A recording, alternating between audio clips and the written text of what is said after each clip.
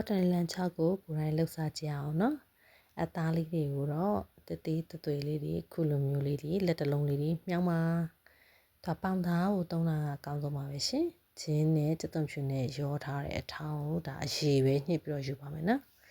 အဲ့တော့ဂျင်းရေတွေများများထည့်တယ်လို့ပြောမှာပေါ့နော်အဲ့ဒီဟာထည့်ပြီးလို့ရှိရင်ဘာလုပ်ရမလဲဆိုလို့ရှိရင်တော့နောက်ထပ်အရသာမုတ်ထည့်ပါအချုံမုတ်ကြိုင်တော့ထည့်ပါနော်ကျမတို့တော့ဒီမှာမထည့်ထားပါဘူးမခါတီမုတ်ကတော့မပါမဖြစ်လေးနဲ့သူထည့်ပါတယ်စားလေးသူ့ကိုထပ်ပြီးတော့လိုတလောက်ဖြူပါမယ်အယောင်လှစေဖို့အတွက်ငရုတ်သီးခွဲချမ်းလေးတွေကိုနည်းနည်းလေးထည့်လိုက်ပါတယ်အဲ့ဒါပြီးတဲ့အခါကျလို့ရှိရင်တော့မပါမပြည့်စလိုက်ကြောတော့အသားတွေနှက်တဲ့စီမှာမှုကြီးပြီးတော့မှအရသာဖို့ကောင်းဖို့အတွက်ဆိုရင်တော့အရက်ဥကိုထည့်ပါတယ်မကြိုက်ရင်တော့မသုံးပါနဲ့အနံ့ရတာတော့နည်းနည်းလေးလိုနေပါမယ်အဲ့ဒါလေးတွေကိုတမအောင်ဖွားလေးဆုပ်ပြီးတော့နေပြီးလိုက်ပါမယ်အရသာတွေအထဲကိုဝင်သွားစေဖို့အတွက်တမအောင်နေပြီးတဲ့အခါကျလို့ရှိရင်တော့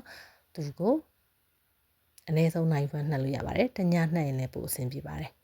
ဒါလေးတွေကတော့ဒီလိုမျိုးစကားလေးတွေထဲမှာစီထည့်ပြီးတော့ညီညာစီထည့်ပြီးတော့နောက်တစ်နေ့မှနေလမ်းပါမယ်ရှင်အသားတွေချောင်းမပူးကပ်ပဲနဲ့ဒီလိုမျိုးလေးထည့်ပြီးတော့မှဒါနေလမ်းဖို့လုပ်လိုက်ပါပြီဆိုတော့တနေ့လှမ်းပြီးတဲ့အခါမှာနည်းနည်းလေးဖန့်လေးခံစားရတယ်ဆိုလို့ရှိရင်တော့နေ့တစ်ဝက်မှာပေါ့နော်နောက်တစ်ဖက်ကိုလှမ်းပေးပါတကယ်လို့ကိုကနည်းနည်းပိုချောက်တာကြိုက်ရင်တော့နှစ်နေ့လမ်းလဲရပါတယ်ဒါကတော့လုံးလုံးချုံနဲ့လှမ်းထားတဲ့ဝတ်သားမွဝတ်တန်လန်6လေးတွေပါဟုတ်ကဲ့ပါလိုက်ပြီးတော့လှုပ်ရှားကြည့်ပါရှင်ဒါကတော့ကျွန်မရဲ့တနေ့လမ်းပြီးသွားတဲ့ဝတ်သား6လေးတွေပါရှင်လည်းလာရှင်လည်းမလာ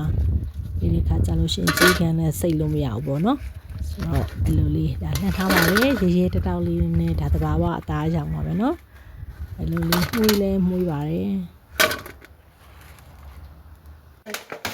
ကျွန်မရဲ့ဝတ်တနီလန်း6လေးတွေကြော်စားပါမယ်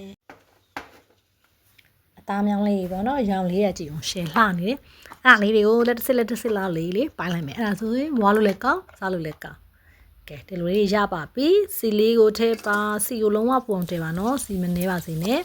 အဲ့တော့အသားဒီကိုထည့်တဲ့အခါမှာအိုးနဲ့ချောင်းလည်းရှိပါစေကဲဖေးဖေးလေးမီးအေးနဲ့ကြုံရင်ဒီလိုမျိုးရဲလေးဖြစ်လာတဲ့အခါကြလို့ရှိရင်တော့